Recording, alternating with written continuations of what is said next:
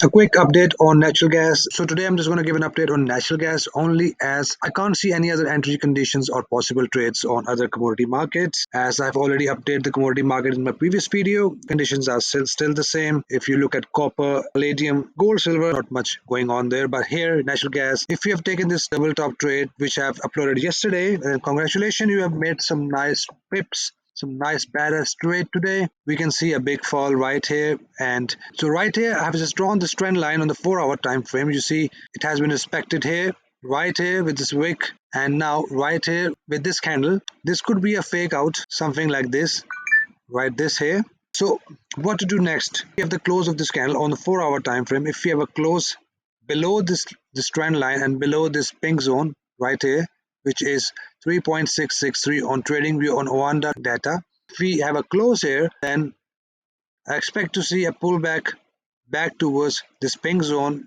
and this trend line here. Then there's a possibility of move down after the retest of the zone back to was the next major level of support, which is right for 3.489, around 3.500.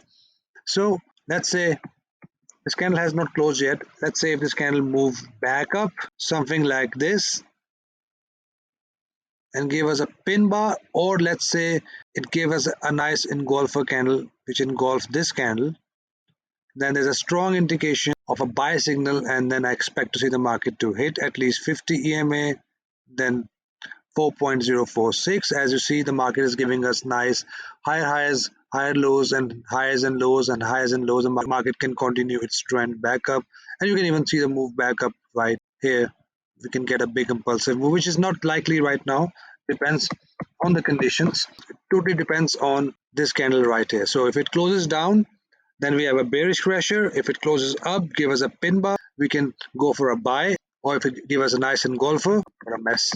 Or if it closes back up, let's say if it closes here, do not just enter a sell trade straight away. We can either get a retest and a move down, or we can get a big candle after that, which engulfs this candle, the previous candle. We can also expect this sort of move, same like we got in gold. Let's say, let me show you quickly. So right here in gold, we were looking to buy after the break of the zone. You see we have a break of the zone, and then suddenly after the next candle, after the break and next bullish candle, we had a move down back in our selling zone, in our major structure resistance. So we had this move down, market moved up, faked out, and then we gave us a nice engulf for entry, and market moved back up. So we can expect a same thing here as well.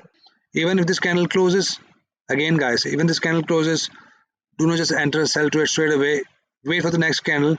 If it closes below this red candle, then we have a possible bearish pressure. If the next candle closes above, then it's a possible bullish pressure.